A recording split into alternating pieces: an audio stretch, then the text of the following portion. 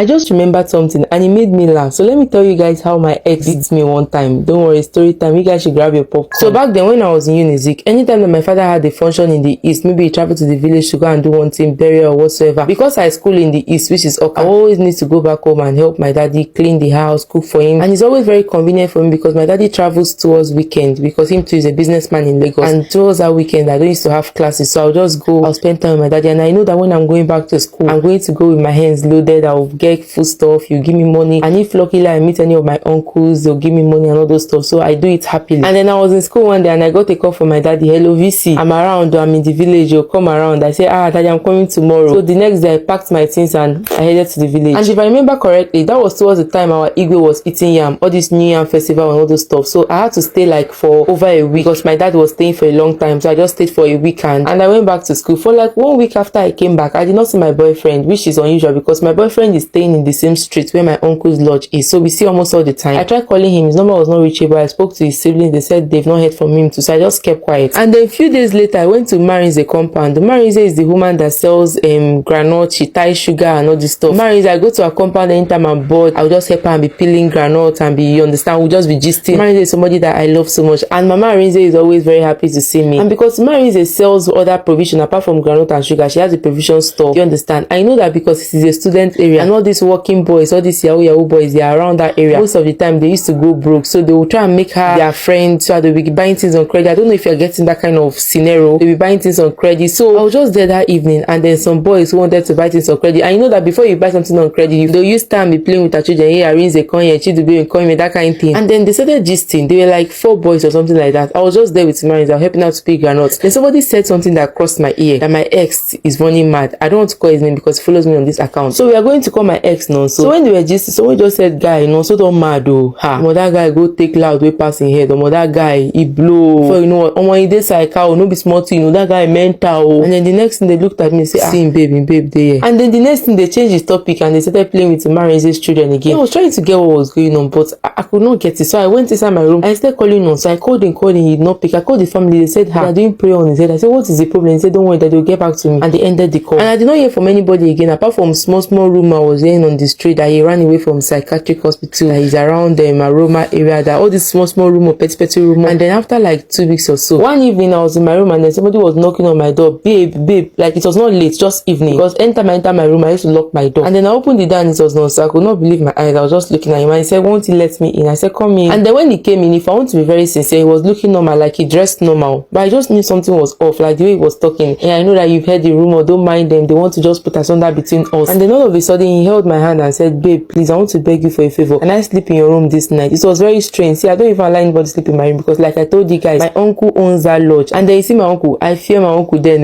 Ishiezuku, no. And with the fact that my uncle gives me whatever I want, like I was one of his best nieces, I wanted to keep the relationship with him. And you know something about my uncle is that I can never predict his movements. You can just feel, okay, he's in Lagos, and before you know what, you hear conquer on the door, is my uncle. And how will I explain to you that somebody slept in my room? A guy slept in my room overnight. The conclusion will be in part 2 because this video is already getting too long.